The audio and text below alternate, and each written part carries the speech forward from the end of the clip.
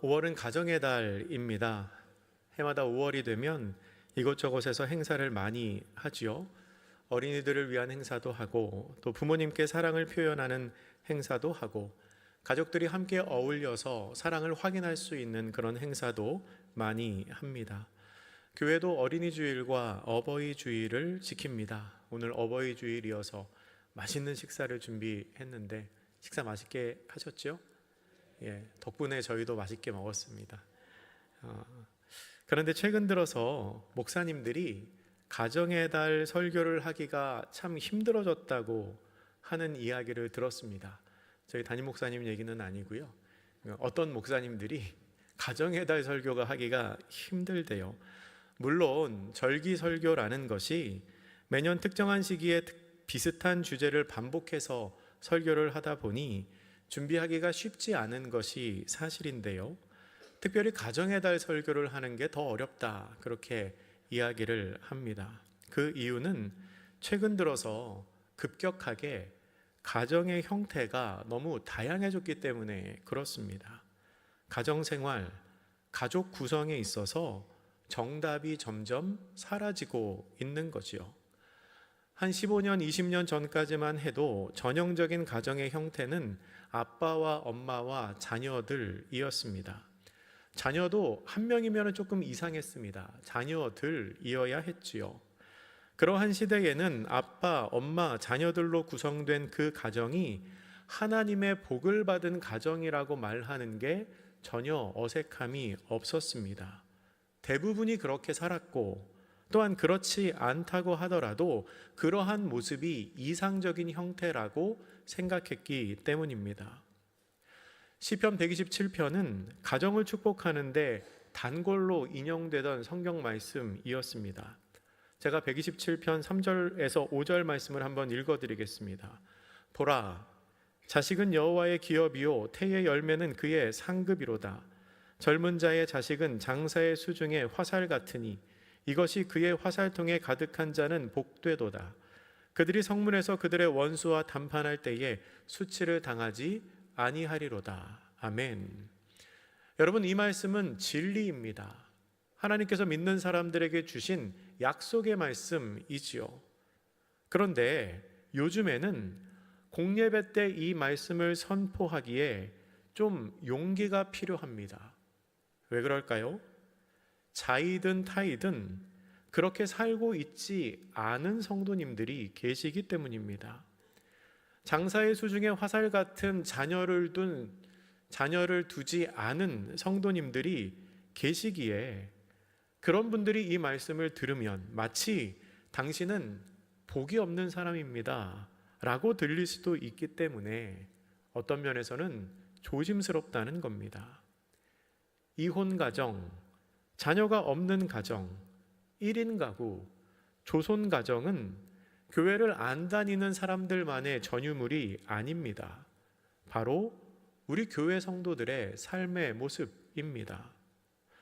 세상은 참 빠르게 변화하고 있습니다. 우리 믿는 사람들도 변화하는 세상에 맞추어 살아가는 모습이 필요합니다. 하지만 우리는 변화하는 세상 속에서도 변하지 않는 가치가 있다는 것을 또한 알아야 합니다. 이야기를 더 진행하기 전에 한 가지 짚고 넘어갈 게 있습니다. 제가 오늘 하는 이야기는 구원에 관한 이야기가 아닙니다. 그러니까 타협할 수 없는 절대적인 진리에 관한 이야기가 아니라는 겁니다. 구원이 아니라 생활에 관한 이야기입니다. 우리의 삶에 관한 이야기입니다. 오늘 우리가 함께 읽은 말씀은 10계명 중 5번째 계명입니다. 10계명은 하나님께서 이스라엘 민족에게 주신 말씀이지요. 우리는 10가지의 계명이라고 말하지만 히브리어의 원래 뜻을 보면 10가지의 말씀이라는 뜻입니다. 혹시 이런 의문을 가져보신 적이 있으신지 모르겠습니다. 구약시대에 주신 10계명이 신약시대를 살아가는 우리에게 여전히 유효한가? 혹시 그런 생각 해보신 적 있으신가요? 10계명은 구약의 이스라엘 민족에게 수천 년 전에 주신 것인데 과연 우리에게도 그 10계명이 유용한가? 답이 뭘까요? 네, 그렇죠. 십계명은 삶의 지침으로서 여전히 우리에게 유용합니다. 왜냐하면 십계명을 통해서 우리는 하나님께서 무엇을 기뻐하시는지, 무엇을 기뻐하지 않으시는지를 알 수 있기 때문입니다. 십계명대로 살아가면 하나님께서 기뻐하시는 신앙인이 될 수 있습니다. 그런데 우리가 꼭 한 가지 기억할 것은 십계명을 지킴으로써 구원을 받는 것은 아니라는 사실입니다. 여러분, 우리는 십계명을 지켜서 구원받지 않습니다. 율법은 우리로 하여금 바르게 살게 할 수는 있어도 구원으로 인도하지는 못합니다. 그것이 율법의 한계이지요. 구약 성경에서 수천 년 동안 이어진 율법으로 말미암은 실패가 여실히 그것을 증거하고 있지 않습니까? 그러면 우리는 어떻게 구원을 받습니까? 우리는 믿음으로써 구원을 받습니다. 그렇기 때문에 변하는 세상을 받아들이는 것은 구원과는 별개의 문제입니다. 다시 설명하면 우리는 행위를 통해서 구원을 받는 것이 아니기 때문에 우리의 행동이 바뀌거나 우리의 외형이 바뀌는 건 우리의 구원과 상관이 없다는 겁니다. 그리고 교회에 다양한 외형을 가진 사람들이 많아진다는 것은, 다시 말해서 교회 안에 다양한 가족 구성원이 많아진다는 것은 이혼 가정, 조손 가정, 1인 가구, 자녀가 없는 자발적인 2인 가구 같은 전형적인 가정의 모습을 갖추지 않은 사람들이 많아진다는 것은 교회가 쇠퇴하거나 타락한다는 증거가 아닙니다. 그러니까 이렇게 말할 내용이 아니라는 거죠. 이런 사람들이 많아져서 큰일이다, 자꾸 이렇게 가니 큰일이다 라고 말할 게 아니라는 겁니다. 그것은 시대의 변화에 따른 자연스러운 현상입니다. 교회가 마치 정상적인 가정만 와야 하는 곳이라면, 정상적인 가정만 모인 곳이라면 그 교회는 더 이상 정상적인 교회가 아닙니다. 제가 농담을 조금 섞어서 심하게 표현하면 예수님도 그 교회는 못 가십니다. 왜 그렇지요? 예수님도 1인 가구시잖아요. 부모와 아빠와 엄마와 자녀가 있는 가정만 모여야 된다고 말한다면 아마 그 교회는 정상적인 교회가 아닐 거라는 거지요. 상처받고 소외된 사람들이 모인 곳이 교회입니다. 병든 사람들의 모임이 교회입니다. 마가복음 2장 17절은 이렇게 기록합니다. 우리 이 말씀 같이 한번 읽어보겠습니다. 시작. 예수께서 들으시고 그들에게 이르시되 건강한 자에게는 의사가 쓸데없고 병든 자에게라야 쓸데있느니라. 나는 의인을 부르러 온 것이 아니요 죄인을 부르러 왔노라 하시니라. 아멘. 예수님께서 분명히 말씀하셨습니다. 예수님은 결핍이 있는 사람들을 부르러 오셨습니다. 교회는 결핍이 있는 사람들이 모인 공동체입니다. 사실 교회에서는 특별한 사람이 특별하게 보이지 않아야 합니다. 그게 건강한 교회입니다. 다른 사람에게는 없는 결핍이 나에게 있을 수도 있고, 다른 사람에게 없는 특별함이 나에게 있을 수도 있지만, 그것은 우리가 한 교회를 이루어 가는데 전혀 문제가 되지 않습니다. 전혀 문제 삼을 사람이 없습니다. 혹시 문제 삼으실 분 있으면 손 한번 들어주시기 바랍니다. 아무도 안 계시잖아요. 그렇죠? 세상은 빠르게 변화하고 있고 시대마다 삶의 모습이 달라짐에 따라 교회와 사회를 구성하는 요소 그리고 구성원들도 달라질 수밖에 없습니다. 그런데요, 여기서 우리는 한 번 더 고민을 해봐야 합니다. 우리는 변화하는 세상을 받아들여야 하지만 한편으로는 삶의 모습은 변하더라도 변하지 않는 가치가 있다는 것을 기억해야 합니다. 그렇지 않은 사람들의 숫자가 많아진다고 해서 가치가 달라질 수는 없습니다. 왜냐하면 진리는 다수결로 결정하는 게 아니기 때문입니다. 현재 우리나라에 가장 많은 가구 형태가 무엇일까요? 제가 보기를 드리겠습니다. 1번은 1인 가구, 2번은 2인 가구, 3번은 3인 가구, 4번은 4인 가구. 보기를 언제까지 드려야 될지 모르겠는데 정답이 뭔지 아시겠어요? 보기 많이 안 드려도 됩니다. 1번입니다. 1인 가구. 현재 우리나라에는 혼자 사는 사람이 제일 많습니다. 2024년의 통계를 보니 36.1%가 1인 가구라고 합니다. 그리고 얼마 전에 기사를 보니까 서울에 사는 40대와 50대 중년 인구 중에서 5명 중에 1명, 그러니까 20%는 미혼이라고 합니다. 결혼을 하지 않은 미혼, 40대에서 50대의 20%가 그렇다는 거죠. 가장 많은 가구의 형태가 1인 가구고요. 1인 가구는 전 세대에서 고르게 증가하고 있습니다.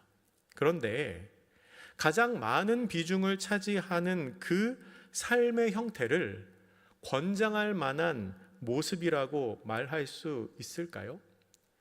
그렇지는 않다는 겁니다. 현실적으로 비혼이 늘고 결혼이 늦어지고 자녀를 낳지 않는 사람들이 점점 많아지는데 그게 과연 옳은 모습인가? 숫자가 많아지고 있으니까 그게 닮아가야 할 모습인가? 그거는 아니라는 겁니다. 말씀드린 것처럼 어떠한 모습이든 우리는 함께 교회이고 함께 하나님의 나라를 세워갈 사람들이지만 그러한 모습으로 살아가는 사람들이 많아진다고 해서 그게 정답이라고 말할 수는 없다는 겁니다. 하나님께서는 그 모습도 사랑하십니다. 하나님은 모든 사람을 동등하게 사랑하시지요. 어떠한 모습을 하고 있든지 하나님은 그 사람을 분명히 사랑하십니다. 그런데 하나님께서 사랑하신다고 해서 그게 옳다고 말할 수는 없다는 겁니다. 우리의 기준은 언제까지라도 하나님의 말씀, 성경에 두어야 합니다. 어느 때라도 성경에 써 있는 것이 정답이라는 거지요. 오늘 본문은 십계명 중 한 토막입니다. 신명기 5장 16절 말씀을 읽었는데요. 이 말씀 우리 다시 한번 같이 읽어보겠습니다. 같이 읽습니다. 시작. 너는 내 하나님 여호와께서 명령한 대로 내 부모를 공경하라. 그리하면 내 하나님 여호와가 내게 준 땅에서 내 생명이 길고 복을 누리리라. 아멘. 아까 말씀드린 것처럼 십계명은 지키지 않아도 구원과는 상관이 없습니다. 그러나 우리는 이 하나님의 말씀을 기억하고 믿고 지킵니다. 왜 그렇습니까? 이것이 우리를 향한 하나님의 뜻이기 때문입니다. 이 말씀이 우리가 삶에서 지침으로 삼아야 하는 정답이기 때문입니다. 때로는 나쁜 부모가 있을 수 있습니다.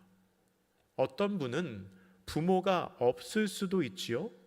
그런데 그렇다고 해서 그 사람에게 이 말씀이 정답이 아닌 것이 되느냐? 그렇지 않다는 겁니다.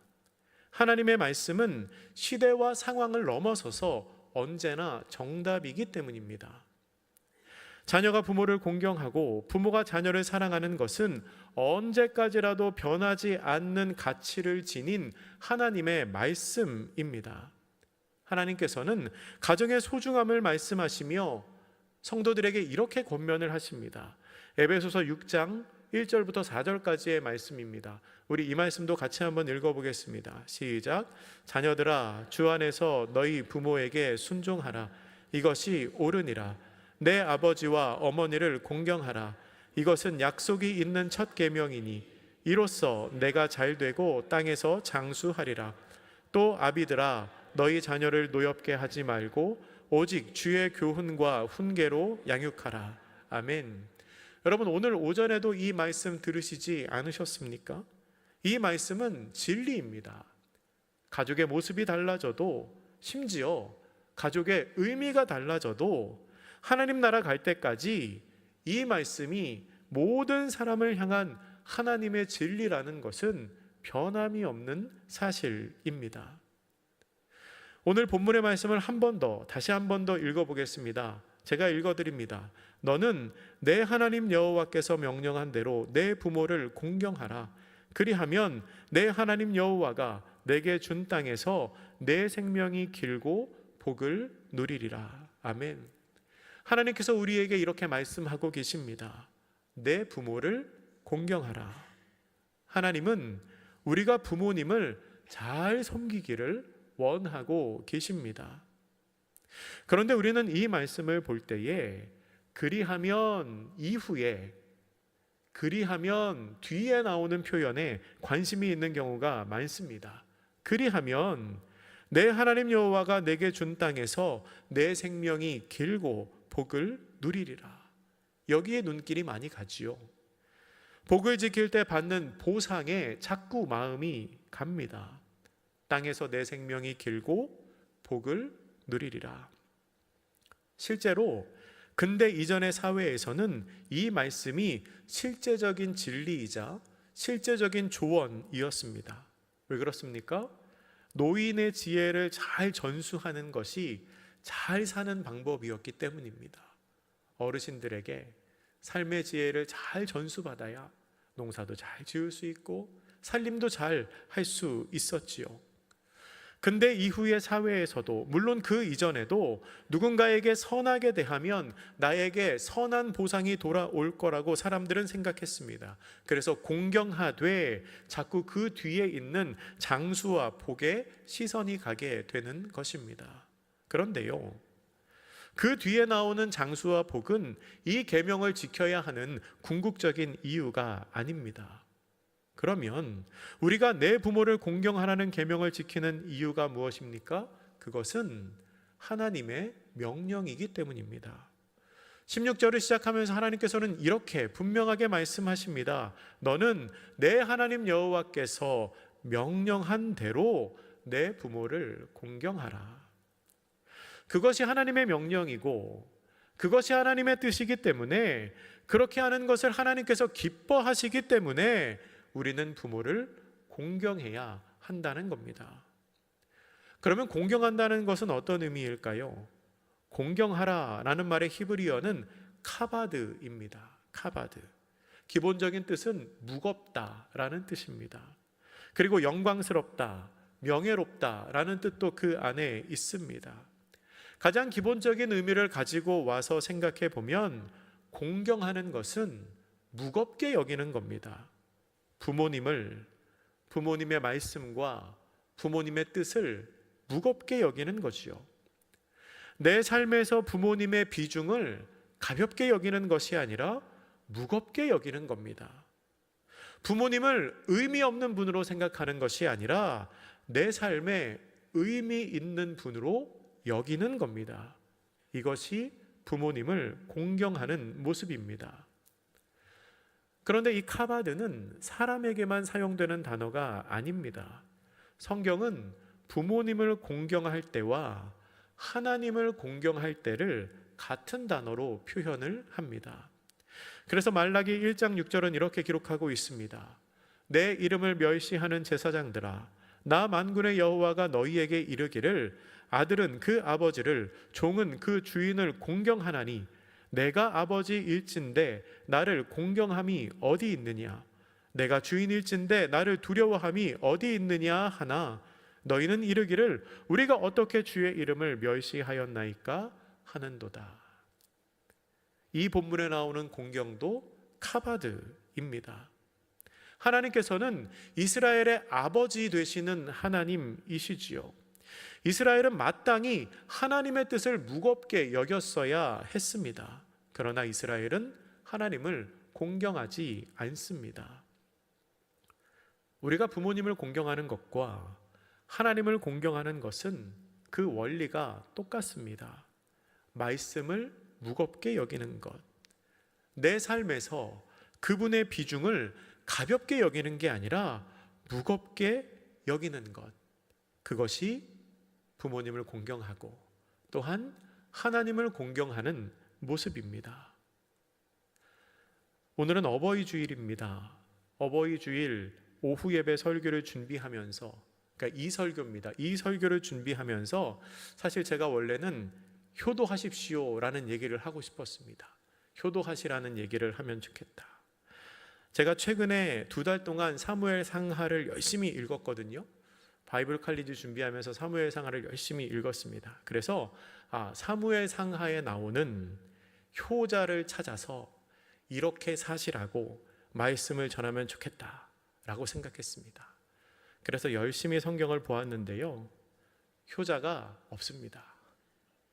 효자가 없어요. 엘리의 자녀도 그렇고요, 사무엘의 자녀도 그렇고요, 이새의 자녀도, 다윗의 자녀도 다들 효자랑은 거리가 먼 모습입니다. 오히려 보면 볼수록 어쩌면 이렇게 불효자들만 모아놨을까, 이렇게 살지 말라고 하면 딱 되겠다 싶을 정도로 불효자들만 있었습니다. 공경이 없습니다. 카바드가 없습니다. 부모의 말을 무겁게 여기지를 않습니다.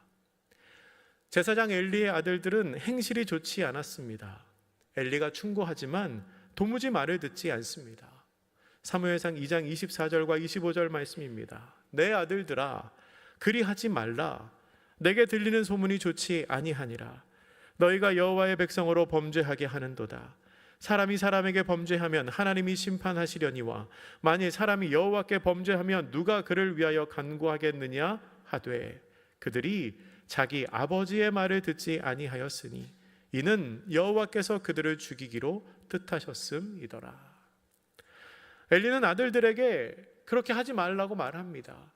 나쁜 소문이 들리는데 너희들 그렇게 하면 안 된다고 충고하고 경고합니다. 그렇지만 엘리의 아들들은 아버지의 말을 무겁게 여기지 않습니다. 사무엘의 아들들은 또 어떤가요? 사무엘상 8장 1절부터 3절의 말씀입니다. 이 말씀은 같이 한번 읽겠습니다. 시작. 사무엘이 늙음에 그의 아들들을 이스라엘 사사로 삼으니 장자의 이름은 그들이 브엘세바에서 사사가 되니라. 그의 아들들이 자기 아버지의 행위를 따르지 아니하고 이익을 따라 뇌물을 받고 판결을 굽게 하니라. 아멘. 사무엘은 참으로 훌륭한 이스라엘의 사사요, 선지자요, 제사장이었습니다. 그러나 그의 아들들은 아버지의 행위를 따르지 않습니다. 분명히 보았으면 본 것으로 배울 수 있었을 텐데 아버지의 행위가, 아버지의 삶의 모습이 자신들의 마음에 무겁게 남지 않았던 것입니다. 그런데 더 안타까운 것은 어떤 부모는 자녀에게 무겁게 여길 만한 가르침을 주지도 않았습니다. 열왕기상 1장 5절과 6절 말씀 제가 읽어드립니다. 그때의 핫깃의 아들 아도니아가 스스로 높여서 이르기를 내가 왕이 되리라 하고 자기를 위하여 병거와 기병과 호위병 50명을 준비하니 그는 압살롬 다음에 태어난 자요 용모가 심히 준수한 자라. 그의 아버지가 내가 어찌하여 그리 하였느냐고 하는 말로 한 번도 그를 섭섭하게 한 일이 없었더라. 아멘. 아도니아의 아버지가 누구일까요? 다윗입니다. 다윗은 참으로 위대한 왕이지만 자녀 양육에 관하여서는 정말로 아쉬움이 많은 사람입니다. 다윗의 아들 아도니아가 스스로 왕이 되려고 했습니다. 조금 전에 읽은 열왕기상 1장 6절 말씀은 그런 아도니아의 우수함을 인정하는 말씀으로 많이 인용이 됩니다. 아버지께 한 번도 꾸중을 들을 일이 없을 정도로 반듯하게 자라난 아들이라고 설명하지요. 그런데 성경을 볼 때 저는 이 말씀, 그 표현이 별로 좋지 않게 보였습니다. 한 번도 그를 섭섭하게 한 일이 없었다라는 말이 오히려 저에게는 섭섭했습니다. 왜 섭섭하게 하지 않습니까? 섭섭하게 해야지요. 훈육을 했어야지요. 가르쳤어야지요. 듣기 싫어도 바른 것 알려주었어야지요. 다윗은 자녀를 훈육하지 않은 대표적인 사람입니다. 그 결과 그 아들들이 어떻게 되었습니까? 형제끼리 싸우다가 죽고 반역을 일으키다가 죽었습니다. 사랑하는 성도 여러분, 우리는 부모님의 말을 무겁게 들을 수 있는 자녀가 되어야 합니다. 또한 자녀들에게 무거운 말을 할 수 있는 부모가 되어야 합니다. 우리의 가정을 향한 하나님의 말씀을 한 번 더 듣겠습니다. 골로새서 3장 18절부터 21절까지의 말씀입니다. 이 말씀도 같이 읽겠습니다. 시작. 아내들아 남편에게 복종하라. 이는 주 안에서 마땅하니라. 남편들아 아내를 사랑하며 괴롭게 하지 말라. 자녀들아 모든 일에 부모에게 순종하라. 이는 주 안에서 기쁘게 하는 것이니라. 아비들아 너희 자녀를 노엽게 하지 말지니 낙심할까 함이라. 아멘. 여러분, 이것이 우리의 가정을 향한 하나님의 뜻이자 하나님의 명령입니다. 하나님께서는 과거에도 그렇고 지금도 그렇고 미래에도 우리의 가정이 이러한 가정이 되기를 원하고 계십니다. 말씀을 한 번 더 읽을 때에 제가 같은 본문을 새 한글 성경으로 읽어드리겠습니다. 눈으로 보시기 바랍니다. 아내 여러분, 남편의 지위를 인정하십시오. 그렇게 하는 것이 주님 안에서 적절합니다. 남편 여러분, 아내를 사랑하십시오. 아내에게 매몰차게 대하지 마십시오.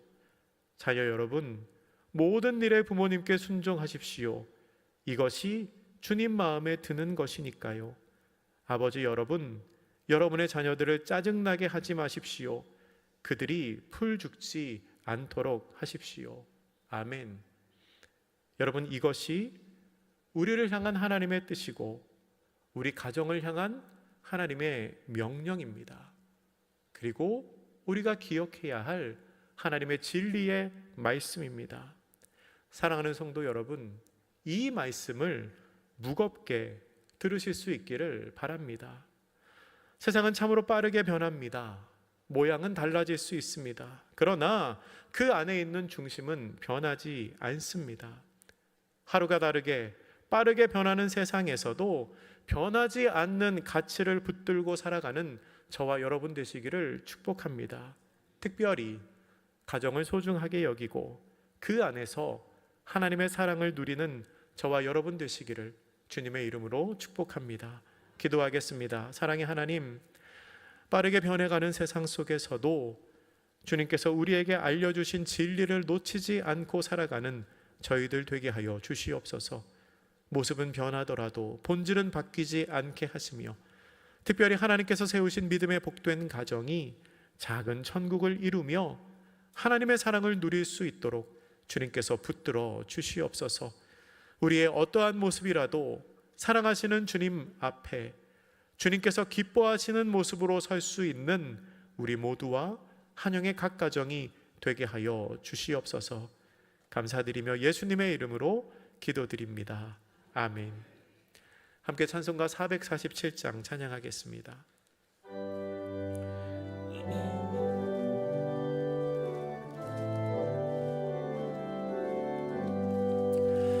이 세상 끝날까지 주 섬겨 살리니 내 친구 되신 주여 늘 함께 하소서. 주 나와 함께 하면 전쟁도 겁없고 주 늘 안심하리라.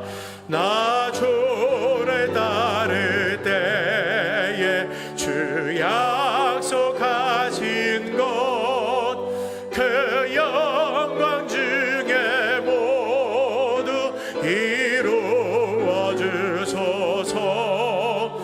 나 주의 뒤를 따라 섬기며 살리니 그 크신 은혜 속에 날 인도하소서.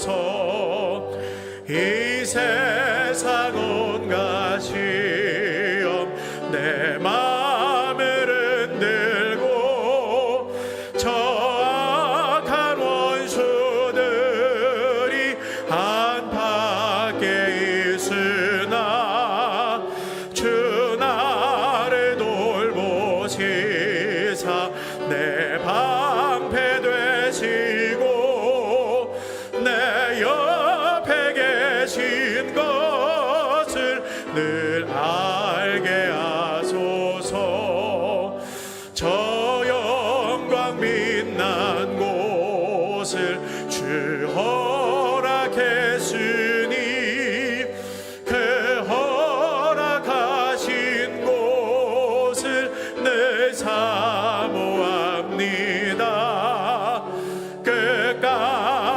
놓치지 않고 주 따라가리니 주 넓은 사랑으로 늘 인도하소서.